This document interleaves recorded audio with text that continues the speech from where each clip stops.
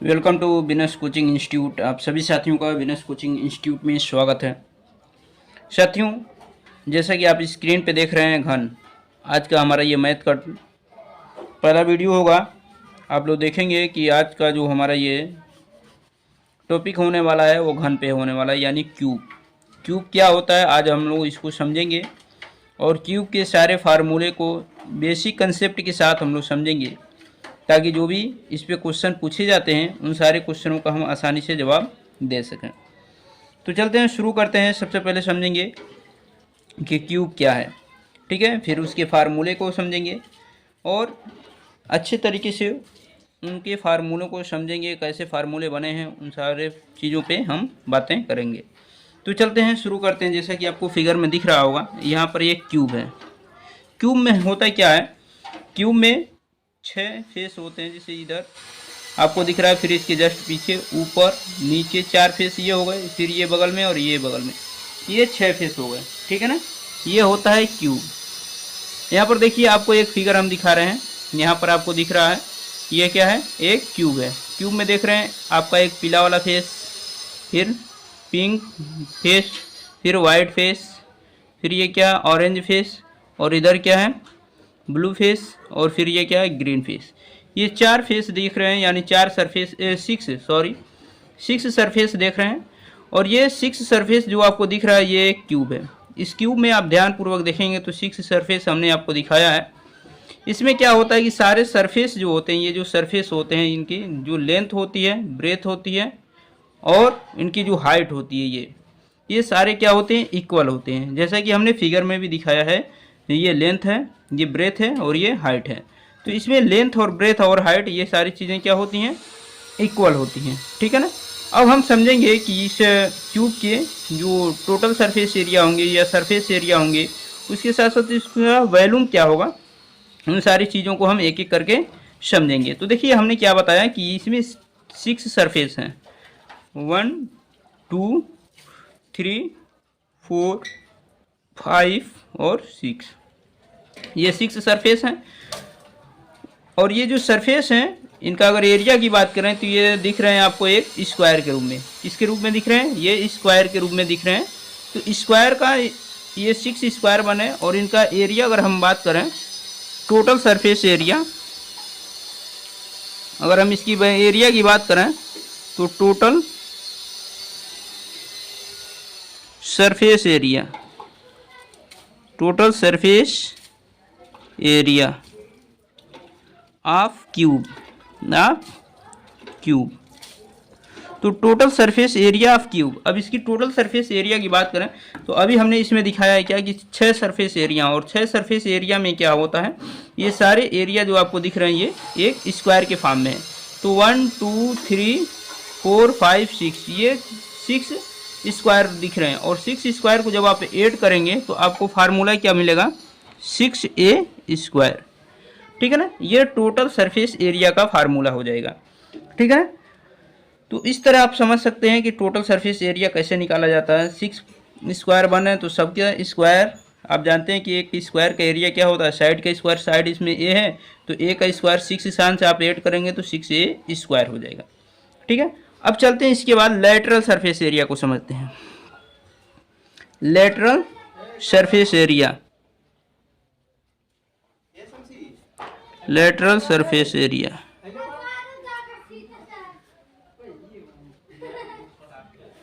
Lateral surface area of cube, किसका, of cube, यानी cube का हमें क्या बताना है, lateral surface area. Lateral surface area का मतलब ये हुआ कि आप इसको ऐसे रख दिए, ठीक है ना, इस तरह आपने क्या किया, इसको रख दिया। तो लेटरल सरफेस एरिया में क्या होता है कि ये ऊपर वाला पार्ट और नीचे वाला पार्ट इसको छोड़ देते हैं। साइड के जो ये पार्ट दिख रहे हैं, इधर का, इधर का, इधर का और इधर का, ये 4 पार्ट राउंड के जो आ रहे हैं वो आपके लेटरल सरफेस एरिया होते हैं, जिसमें आपका ऊपर का पार्ट छूट जाता है और फिर जस्ट इसके नीचे का पार्ट छूट जाता है। जैसे आप बात कर सकते हैं, जैसे ये एक मकान है और इस मकान का ये चारों तरफ की क्या है, ये दीवार है, ये छत है, और इसके नीचे क्या होता है, ग्राउंड होता है। तो लेटरल सरफेस एरिया में क्या होता है, ये छत छूट जाता है और नीचे के ग्राउंड छूट जाते हैं, यानी बचते क्या है, केवल दीवार। इसी को आपको एरिया ऑफ वॉल भी कह सकते हैं, ठीक है ना। तो लेटरल सरफेस एरिया आप देख रहे हैं 4 सरफेस हैं, 1 2, 3 और 4। तो यहाँ पर लेटरल सरफेस एरिया क्या हो जाएगा 4a²। ठीक है ना, ये लेटरल सरफेस एरिया हो जाएंगे। ठीक, अब बात कर लेते हैं यहीं पे इसकी वॉल्यूम की। Volume of cube. Volume of cube क्या होता है? देखिए, किसी भी चीज़ का आप वॉल्यूम निकालते हैं तो उसकी क्या करते हैं, सभी साइडों का आपस में मल्टीप्लाई कर देते हैं, फिर वो मिल जाता है आपको वॉल्यूम। यहाँ पर जो आपको क्यूब दिख रहा है इसका देखिए वॉल्यूम आपको निकालना, तो ये है लेंथ, ये है ब्रेथ और ये है इसकी हाइट, जिसमें सभी इक्वल होते हैं। यहाँ पर देखिए लेंथ हो गया, ये ब्रेथ हो गया और ये हाइट हो गई। तो जब इन सभी साइडों का आप मल्टीप्लाई करते हैं यानी a तो आपको मिलता है क्या a क्यूब। तो इस तरह आपको मिल गया a क्यूब। तो ये हो गया आपका क्यूब। ठीक, अब क्यूब निकालने के बाद इसका डायगोनल भी पूछा जाता है।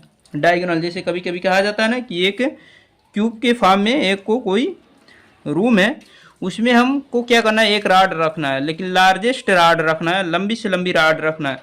तो उस कंडीशन में आपको अगर डायगोनल निकालना है तो देखिए डायगोनल क्या होता है, इस सिरे से लेकर और दूसरे इस सिरे तक, जैसा कि फिगर में दिख रहा है आपका, यहाँ से लेकर यहाँ तक अगर खींचेंगे आप, या फिर इधर से लेके इधर तक या इधर से लेके इधर, 3 डायगोनल होंगे।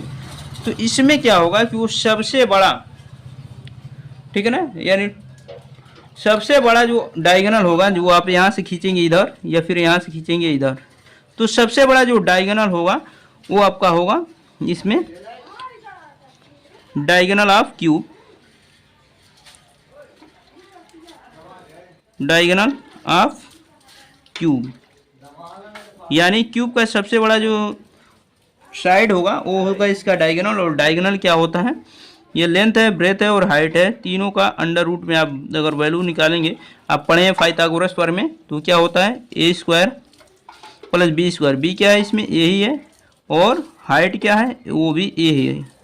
यानी जब इसको आप सॉल्व करेंगे तो आपको मिलेगा √3a। ठीक है ना, ये आपको मिलेंगे क्या डायगोनल ऑफ क्यूब। यानी जब भी आपसे ये क्वेश्चन पूछा जाए कि हमें लार्जेस्ट रॉड या फिर लार्जेस्ट कोई बम्बू हमें क्या करना है, इसे रूम में रखना है, तो उसकी सबसे बड़ी लार्जेस्ट जो होगी साइड वो क्या होगी, उसकी डायगोनल होगी। तो डायगोनल के लिए √3a इस फार्मूले को कैसे बनाया जाता है इसको भी हमने आपको एक्सप्लेन करके दिखाया है। ठीक है ना, चलते हैं एक क्वेश्चन को लेते हैं और इस क्वेश्चन के माध्यम से हम क्या करेंगे, इन सारी चीज़ों को करने का प्रयास करेंगे। जैसे क्वेश्चन क्या है कि मान लीजिए आपकी दिया गया है कि ये क्यूब है और इस क्यूब की लेंथ, ब्रेथ, हाइट तीनों बराबर ही होंगे। तो इस कंडीशन में अगर दे दे आपको कि इसकी एक साइड क्या है 6 सेंटीमीटर है, ठीक है ना, एक क्यूब है जिसकी क्या है लेंथ, ब्रेथ, हाइट सब इक्वल होंगे, क्यूब है तो उस कंडीशन में अगर कह रहा है कि अगर हमें एक साइड गिवन हो 6 सेंटीमीटर, तो उसकी आप total surface area find out कीजिए, lateral surface area find out कीजिए, वॉल्यूम फाइंड आउट कीजिए और डायगोनल आप फाइंड आउट कीजिए। तो इस कंडीशन में हम सभी को यहाँ पर सॉल्व करके आपको दिखाएंगे। देखिए total surface area of cube, total surface area of cube हमने क्या बताया 6a² बताया है। तो आप वैल्यू यहाँ पर पुटअप करेंगे, 6a का वैल्यू क्या है 6 ही है, तो 6 × 6 आप इसको सॉल्व करेंगे तो ये क्या आएंगे 260 आ जाएंगे। ठीक है ना, मल्टीप्लाई करके आप देख सकते हैं 6 × 6 = 36 और 36 में जब 6 का मल्टीप्लाई करेंगे तो 260 सेंटीमीटर स्क्वायर आपका ये क्या हो जाएगा टोटल सरफेस एरिया। लेकिन अब यहाँ पर लेटरल सरफेस एरिया भी निकालना है, तो लेटरल सरफेस एरिया के लिए lateral surface area of cube, lateral surface area of cube, इसकी बात अगर हम कर लें तो देखिए इसका फार्मूला क्या है 4a²। आप देखेंगे कि 4a का वैल्यू क्या है, a का वैल्यू दिया गया आपको 6 सेंटीमीटर, तो 6² है तो इसलिए हम 6 × 6 लिखेंगे। आप अगर मल्टीप्लाई करेंगे तो 6 × 6 36 होगा, ठीक है ना। और यहाँ पर जब आप मल्टीप्लाई करके लिखेंगे तो 4 × 6 = 24, 4 × 3 = 12 और 2 क्या हो जाएगा 40, तो 144 सेंटीमीटर स्क्वायर ये क्या हो जाएंगे आपका लेटरल सरफेस एरिया हो जाएगा। तो इस तरह आपने लेटरल सरफेस एरिया निकाला। अब यहीं पे वॉल्यूम की अगर बात कर लें, वॉल्यूम फाइंड आउट करनी है तो वॉल्यूम कैसे निकालेंगे, तो यहीं पे देख लीजिए वॉल्यूम कैसे आप निकाल सकते हैं। Volume, volume, volume of cube. अभी हमने बताया कि ए क्यूब कैसे बना है, ये सभी साइडों का मल्टीप्लाई करने पे बना है। तो देखिए यहाँ पर क्या मिल जाएगा, ए क्यूब, ए का वैल्यू क्या है 6 है, और 6 का क्यूब अगर आप करेंगे तो अभी आपको मिला था 6 का क्यूब ही क्या है 260 है, तो 260 सेंटीमीटर क्यूब, ये क्या हो गया वॉल्यूम हो गया। ठीक है, अब इसके साथ साथ डायगोनल पूछा है, तो डायगोनल आप निकाल सकते हैं, diagonal of cube, diagonal D से डायगोनल हमने रिप्रेजेंट किया, डायगोनल ऑफ क्यूब ये क्या बताया हमने √3a। तो √3a का वैल्यू क्या है 6, सॉल्व करेंगे तो 6√3, ठीक है ना, ये सेंटीमीटर में आपका आंसर हो जाएगा। तो इस प्रकार आप क्या कर सकते हैं, किसी भी घन के सभी total surface area, lateral surface area, volume और डायगोनल, इन सारी चीज़ों को आप क्या कर सकते हैं, फाइंड आउट कर सकते हैं आसानी से, ठीक है ना। तो इस तरह आपने समझा कि सवाल को कैसे सॉल्व करेंगे। यहीं पर हम कुछ चीज़ें और बता दें आपको, अगर इस क्यूब के वर्टेक्स की बात किया जाए, वर्टेक्स की, तो देखिए इसमें कितने वर्टेक्स हैं, 1 2 3 4 5 6 7 8, ठीक है ना, ये 8 वर्टेक्स दिख रहे हैं, आप यहाँ भी देख सकते हैं, देखिए 1 2 3 4 5 6 7 8, ये वर्टेक्स हैं। अगर पूछा जाए इसका वर्टेक्स कितनी है, वर्टेक्स का मतलब होता है शीर्ष, तो इसके कितने शीर्ष हैं, तो 4 ऊपर हैं और 4 नीचे हैं, तो ये 8 वर्टेक्स हो जाएंगे।